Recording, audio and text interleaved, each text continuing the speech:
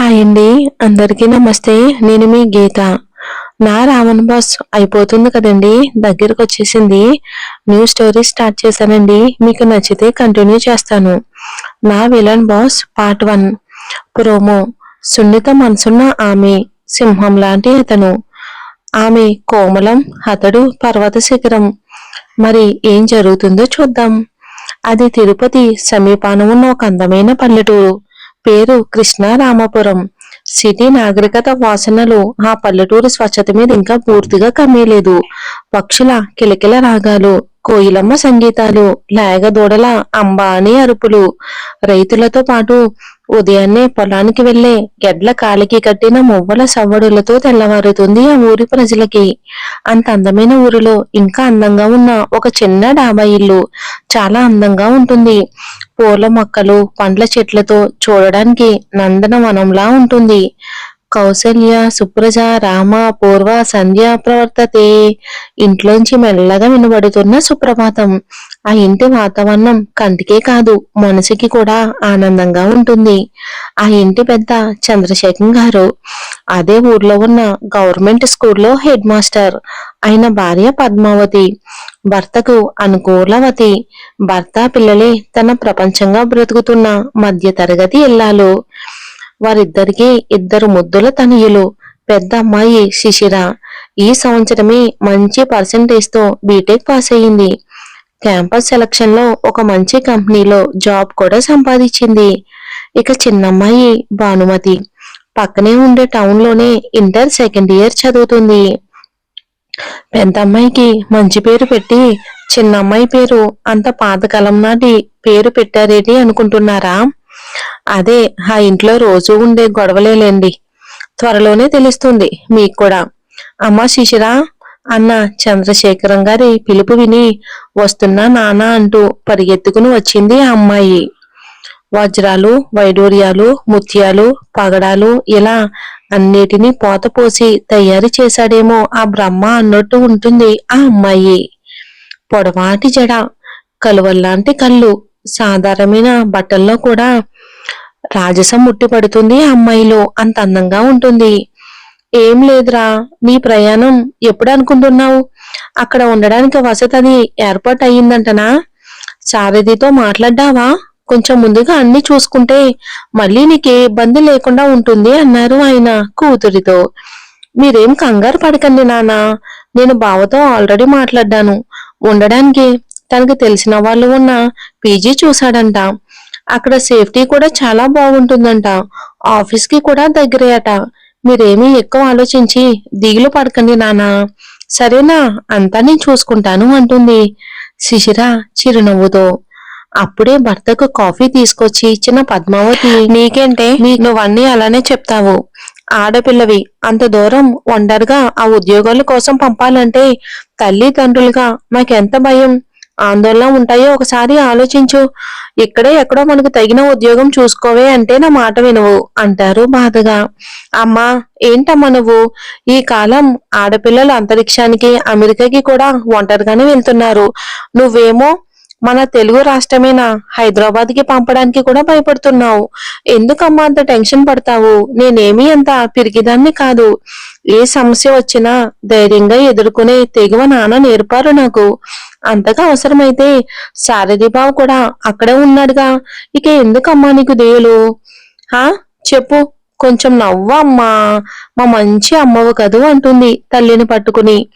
పోవే, నువ్వెప్పుడు ఇంతే అని నవ్వేసి, మాకు మగపిల్లాడు పుట్టినా నీ అంత బాధ్యతగా ఉండి మాకింత భరోసా ఇచ్చేవాడు కాదేమో అని బొగ్గలు లాగి మెటికలు విరిస్తుంది పద్మావతి. ఆ అది మహాలక్ష్మి అయితే మరి నేనెవరిని? ఈ ఇంట్లో మరచెంబునా అంటుంది అప్పుడే అక్కడికి వచ్చిన చిన్న కూతురు భానుమతి.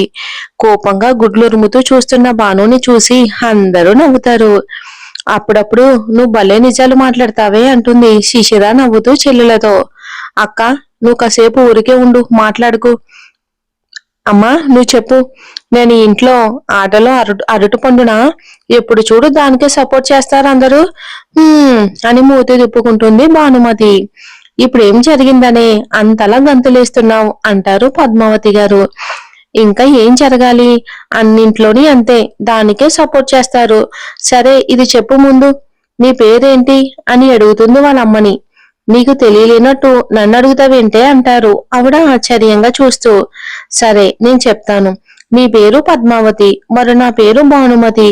ఈ పేర్లు కొత్త వారికి ఎవరికైనా చెప్తే దీనిలో అమ్మ పేరేదో కూతురి పేరేదో కనుక్కోవటానికి బెట్స్ కూడా వేసుకుంటారు. అలా నామకరణంలోనే ఆ న్యాయం జరిగిపోయింది నాకు అంటుంది భాను ముక్కు ఎగరేస్తూ. అలా అనుకురా చిన్నోడా, అది మా అమ్మ పేరు అంటారు శేఖరం గారు. అది విని ఓకే, అది మీ అమ్మ పేరే ఒప్పుకుంటా. అయితే ఆ పేరు న్యాయంగా ఎవరికి పెట్టాలి? పెద్ద కూతురికి పెట్టాలి.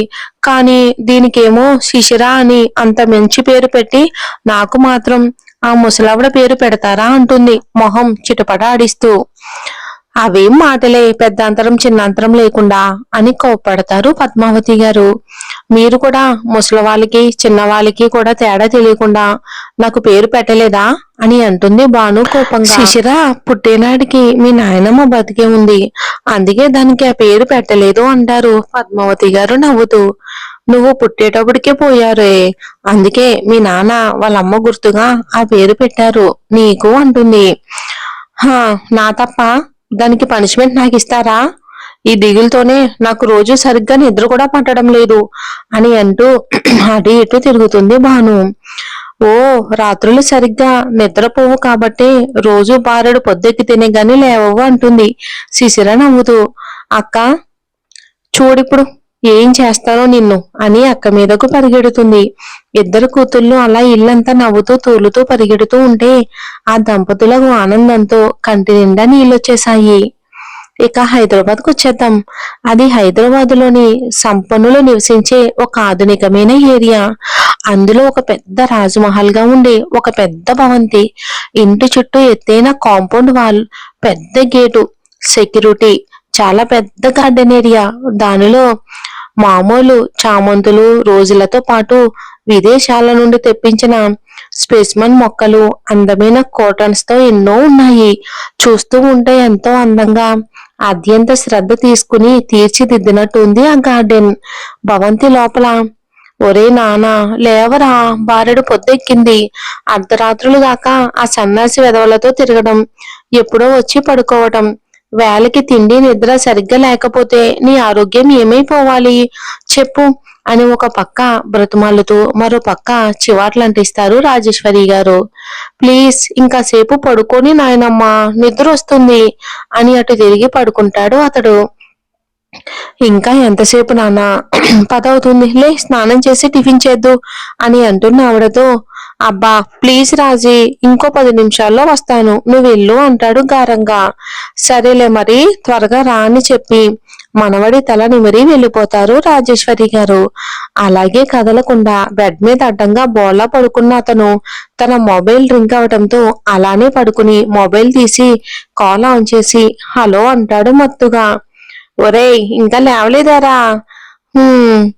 అలా జరుగుతోందిరా నీకు, కానీ మీ బామ్మ నీకు బాగా అలసిచ్చేసింది, నెత్తినెక్కించుకుందిరా, మరి ఇంకెలా ఉంటావులే అంటాడు అటువైపు నుంచి శ్రీకాంత్. లేపి తన ఎడమ చెయ్యి తల కింద సపోర్ట్ గా పెట్టి ఇంకో చేత్తో ఫోన్ ని చెవి దగ్గర పెట్టుకుని, నువ్వే అనాలిరా ఆ మాట, ఇందాక ఆ నాయనమ్మే మిమ్మల్ని సన్నాసి వెధవలు అని తిట్టి వెళ్ళిపోయింది అంటాడు నవ్వుతూ. అంటుంది లేరా, మమ్మల్ని అంటుంది, ఎందుకనదు? ఆమె మనవడేమో గౌతమ్ బుద్ధుడు, మేమంతా ఆవిడ మనవణ్ణి చెడగొట్టే యాబ్రసి ఎదవలం కదా, మరి అంటారు ఏడుపు గొంతుతో ఉక్రోషంగా అన్నాడు. ఆహా, నేను గౌతమ్ బుద్ధున్నో కానో నాకు తెలియదు, కానీ మీరు మాత్రం డెఫినెట్ గా యాబ్రస్ ఎదవలే అంటాడు గట్టిగా నవ్వుతూ. సర్లే, నీ శాడిజం నువ్వు ఆపేసి మా ఊరికి వచ్చే విషయం చెప్పి పర్మిషన్ తీసుకున్నావా నాన్నమ్మ దగ్గర అంటాడు శ్రీకాంత్. ఇంకా లేదురా, ఈ రోజే చెప్తాను. ఇంకెక్కడికైనా సరే కాదు అనదురా, కానీ మీ ఇద్దరితో ఊరికే అంటేనే చిక్కు అన్నాడు నవ్వుతూ. సర్లేరా, మాకు తెలియనిదా, ఆమె మాకిచ్చే గౌరవం కానీ ఎలాగోలాగా ఒప్పించు, త్వరగా రెడీ అయ్యి మన స్పాట్కి వచ్చాయి అని చెప్పి ఫోన్ పెట్టేస్తాడు. పడక మీద నుంచి లేచి వాష్రూమ్ లోకి దూరి త్వరగా ఫ్రెష్ అయ్యి white colour shirt, blue colour jean, చేతికి రోలెక్స్ వాచ్ పెట్టుకుని చేత్తో కార్ కీస్ తిప్పుతూ మెట్లు దిగి వస్తూ ఉంటే మన్మధుడే కిందకి దిగి నడిచి వస్తున్నట్టుంది. అతన్ని చూస్తుంటే వేగంగా మెట్లు దిగి వచ్చి రాజీ అని చుట్టేస్తాడు వాళ్ళ నాయనమ్మని. మనవడిని మురిపెంగా చూస్తూ టిఫిన్ తిను నానా, ఎక్కడికి బయలుదేరావు అప్పుడే అని అడుగుతారు రాజేశ్వరి గారు.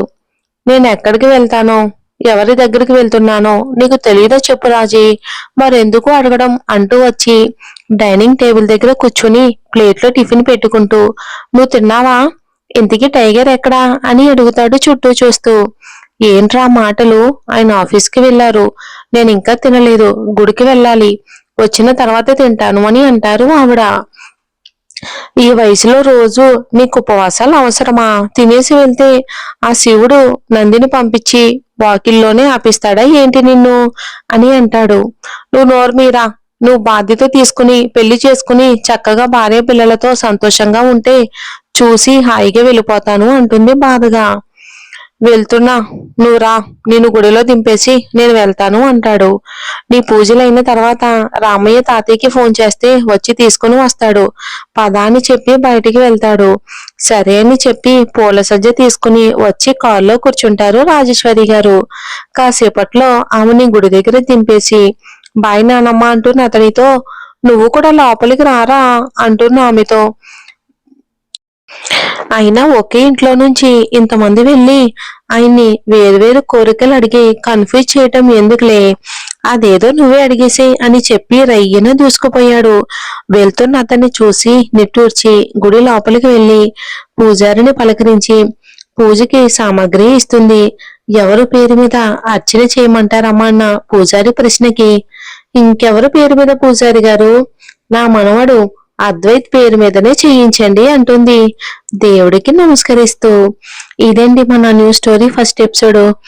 నచ్చితే మరి కంటిన్యూ చేస్తాను. స్టోరీ మీద అభిప్రాయాన్ని తెలియచేయండి.